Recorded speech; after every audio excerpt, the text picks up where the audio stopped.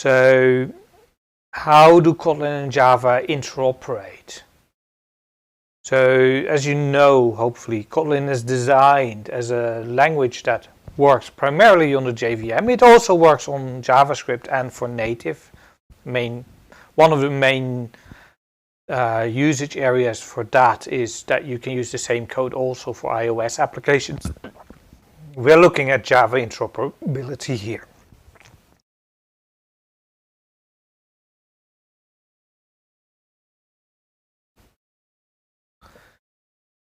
So, Kotlin, basically, it can just call most Java functions by default. If you want to make that slightly nicer from the Java side, what you can do is add nullability annotations.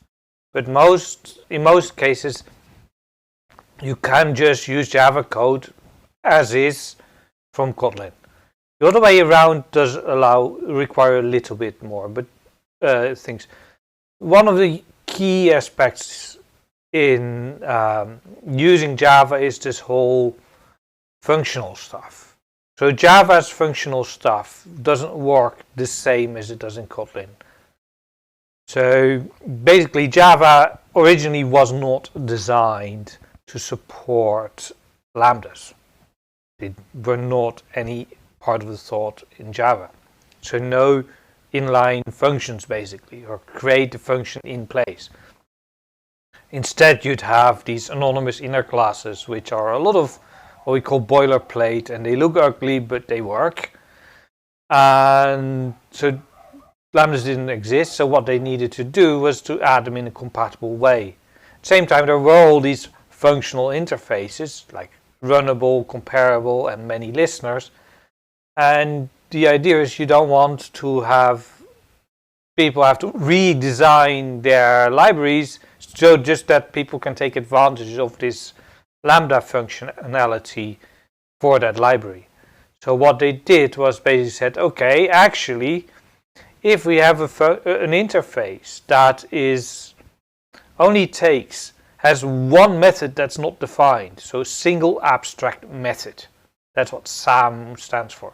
So there can be either an interface that has one method that is not defaulted, or it's an abstract class that has one method that is abstract.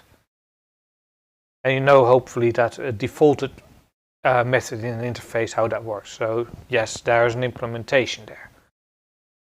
So only methods without implementation. There's one, okay, then I know what the body of the lambda needs to be placed at for creating that particular class.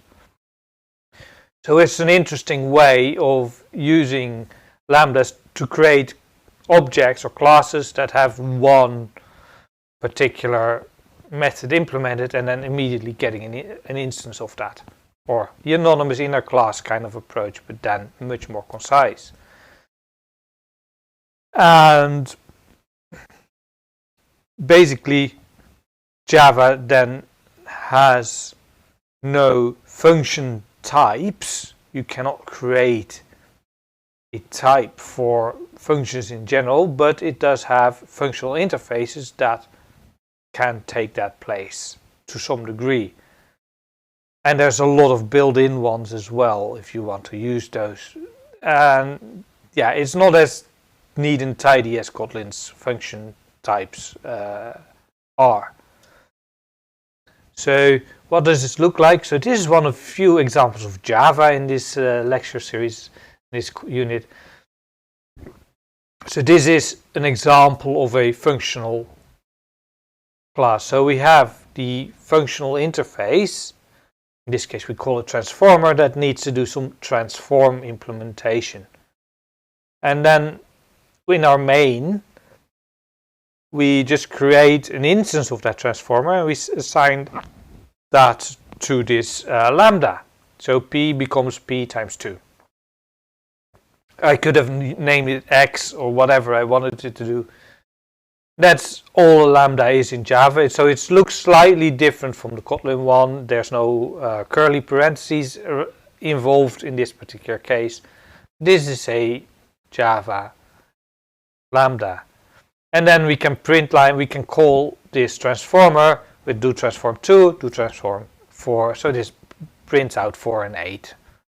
Kind of boring what it does, but you can see how this works. So one of the things that we find here is like the interface just is a regular interface. When you're using it, you just use it as an interface. You don't get to have this nice functional syntax like we have in Kotlin. That's a disadvantage of how this works. And another point, and there is this annotation called @functionalInterface that basically gets the compiler to check this for you. That's what the annotation is for. So how does this work in Kotlin? So Kotlin supports this if you are calling into a Java interface. So if the interface you're implementing is defined by Java and not by Kotlin, and it can somehow detect that, yes. Basically for Kotlin it adds some extra information because Kotlin's type system is a little bit richer. It needs to add this and it can say, okay, I know this is Kotlin, therefore I'm not going to implement that by hand. So do that. So they actually changed their mind and it will be available for Kotlin, but it's now only released in 1.4 milestone 1. So this is a testing release, a beta release for development. So that is not something yet ready for production, but it will happen. But I think they released it just a week ago, something like that. So that will happen, but for now it only works for interfaces declared in Java. Of course, what you can do is declare the interface in Java and have everything else be Kotlin. And then you can have this work. There are some snags with SAM conversions because if you have a SAM class, so by default, Kotlin interfaces have certain interface, Kotlin Lambda, sorry, where they don't implement this particular interface. So there is some snags with that, and so you need to be careful with those things. So what we find also is that, yeah, the types are named with SAM interface. So there's some advantage of having them, and that's partially why we'd want them for Kotlin, even if we do not have the Java compatibility need.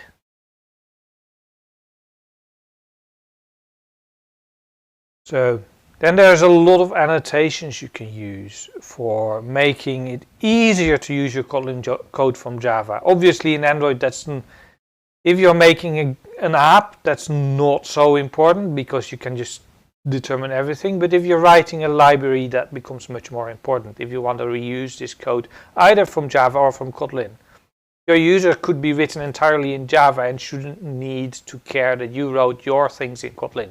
And you can do that with Kotlin with a tiny little bit of care. So Kotlin code normally can be used as is. So, but there are some things to make it work better. So there's some basically annotations that you can use to tell Android Studio or IntelliJ or in fact the Kotlin compiler to for that.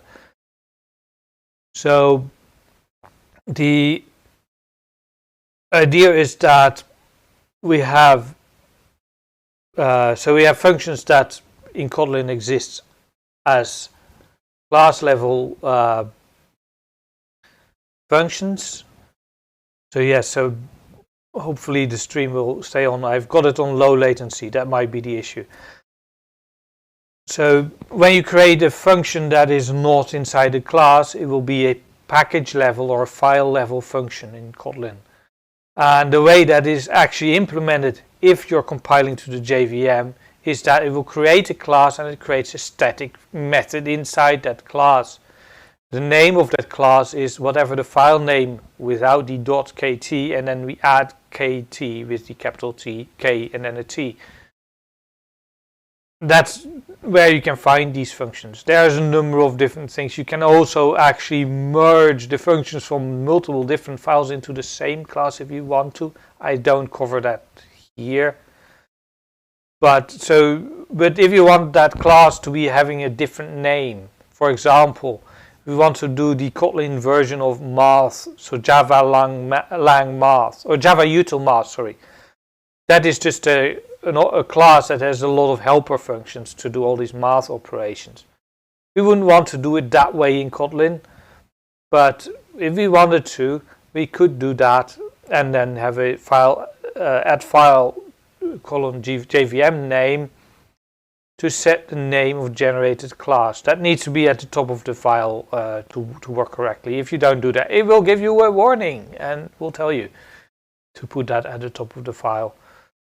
So another point there is that if you have extension functions from Java, that extension function is just one that takes the receiver as the first argument, as it in the end actually does anyway.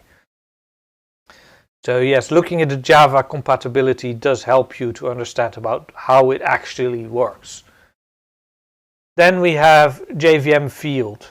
So sometimes, in Kotlin, whenever you have a val or a var that is not private, or that has actual explicit getters and setters, then it will create a private field for it and the getter and setter functions.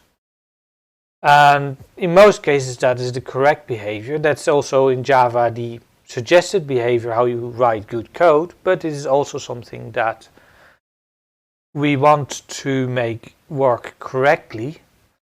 And from that perspective, sometimes we don't want that. We want actually having a public field, especially if you have Java types that you just want to translate into Kotlin without changing the interface, because we do not want to break the interface. I'll come back to that later.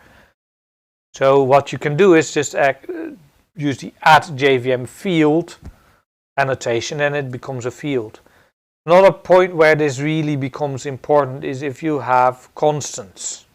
If you have constants that you put on a class, even if, so like static final fields basically in Java, those constants still have a getter and setter in Kotlin.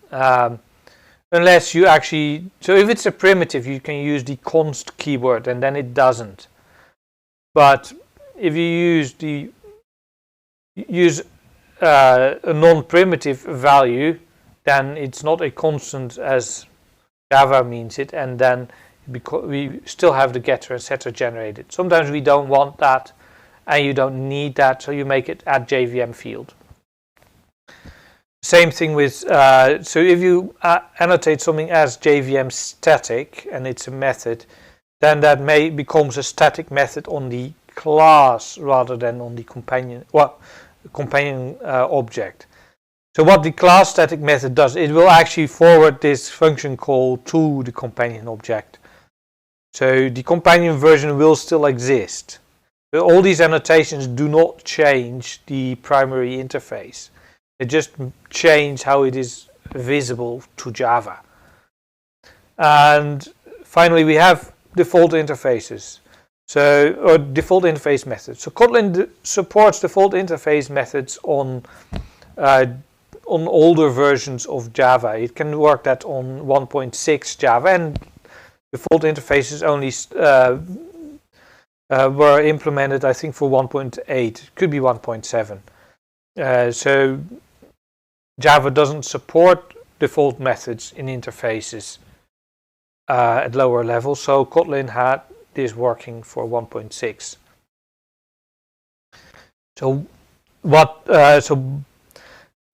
basically what is the case here is that Kotlin therefore has a different way of having that implemented. However, if you're using Java, you want these default methods to be available there as well. So what you do is you use the JVM default annotation. And then in your compiler arguments, you would tell it how it needs to do these defaults. And you can either configure it to use a version that basically has both approaches there, one that only uses JVM default interfaces and one that only uses the Kotlin approach, of course not with the JVM default annotation. So this makes it possible to have your code work, your default interface implementation work correctly when you're calling them from when you're using your interfaces in Java, when you're implementing them in Java. However, one of the things I would say that is something you want to be a little bit careful with is mixed interfaces. If you have an interface in Java, an interface in Kotlin, and then you have a class in Java that implements that, and you have a class in Kotlin that inherits that, at some point that can become a big mess, and that's where some things like, is a property you get, do you use getters and setters, or do you use properties, etc. That becomes then problematic. So you don't really want mixed hierarchies too much. Okay, there's some other ones. So JVM name cannot only be used for your file name, or the class that's generated for your file, but you can also change the name of a function entirely. And you'll see some example later where we might want to use this. And there's kind of two cases where it's really important. So one of it is if you have a particular name that in Kotlin makes sense but in Java doesn't. The other one is the Kotlin language actually uses generic types at a deeper level than Java does. And so you can have two functions that to Kotlin it can distinguish whether it's so if one function that takes a list of strings and the other one takes a list of integers, to Kotlin they are different functions. To the JVM they are the same function. So what you can do is use the @JVM name annotation to give them a different name on the JVM. And this is not only for Java compatibility, but this is also to actually be able to implement that. Because otherwise your compiler will say, yes, these ones have the same name on the JVM. You can't do this. So one of the ways you can do that anyway would be to give them different names in Kotlin, or you just use the @JVM name annotation to rename one of them into something that does work.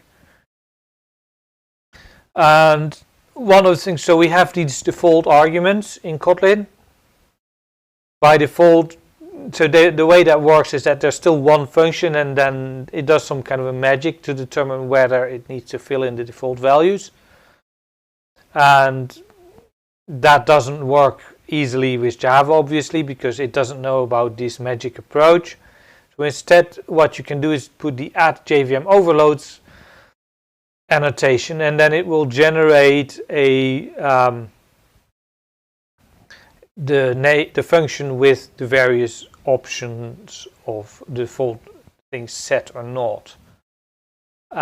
So one thing, it does not support the named parameter thing, so that's where you kind of break down a little bit. And finally, there is the JVM wildcard. So there's more, and if you want a lot of detail, go to look at the documentation I provided in the title slide here. The JVM wildcards, there are some cases that generics are not generated in the way that works on from Java. The @JVM wildcards helps you to fix that basically, and gives Java a little bit more leeway.